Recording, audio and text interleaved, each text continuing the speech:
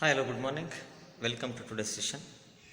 So, in the previous session, uh, we were discussing about Bloody Sunday, the concept from the chapter Socialism in Europe and Russian Revolution. So, Bloody Sunday is one such important event which was mainly launched by uh, workers, laborers at St. Petersburg. So, these people, workers, they launched actions, processions, movements demanding for the reduction of working hours and increase in wages. But gradually the movement turns violent when police and Cossacks takes interference in suppressing the movement launched by these workers, and about hundreds of people are going to die, hundreds of people going to get injured, hundreds of people are going to loss their family members or members of the family.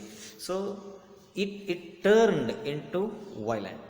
So because of that, the event taken at St. Petersburg, it got widely circulated around the different parts of Russia, and moreover, strikes and check dams and other various such movements are going to be launched in different parts of Russia.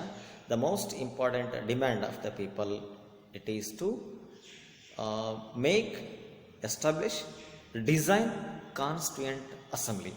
So after that, Tsar, the ruler of Russia, he allows for the creation or for the formation of elected consultative parliament or Duma. So then after first Duma or first consultative parliament is going to be formed.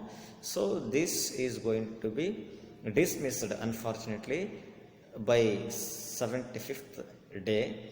So after that, second Duma, second consultative parliament elections are going to be announced. After discussing about Bloody Sunday, in today's particular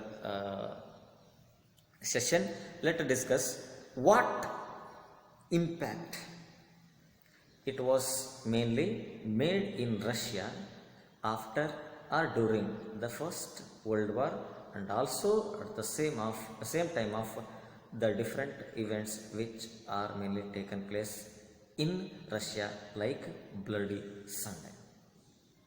In Russia, the war, that is the First World War, it was initially became very popular,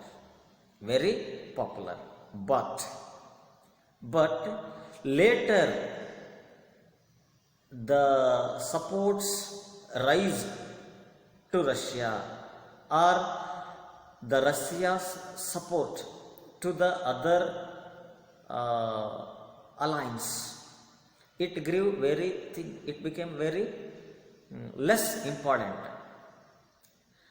Then moreover, anti-German sentiments, it ran very high, means they not came forward for their support towards Russia. Russian armies lost badly in Germany and Austria. There were only 7 million casualties and 3 million refugees in Russia.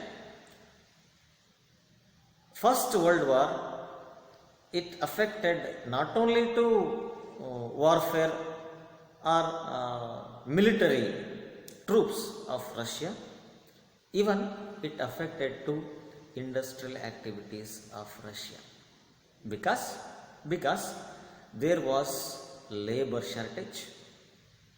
Moreover, the goods,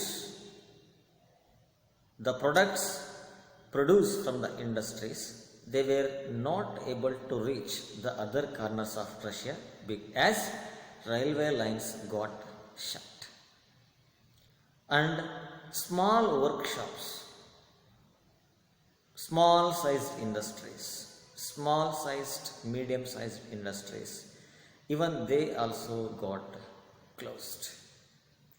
Moreover, there was shortage of grain to food grains.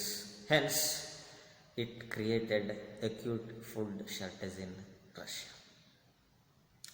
Then February Revolution in Petrograd. In the winter of 1917, Petrograd was grim. There was food shortage in the workers' quarters. Petrograd, it is another important place where major activities in Russia used to take place, like St. Petersburg.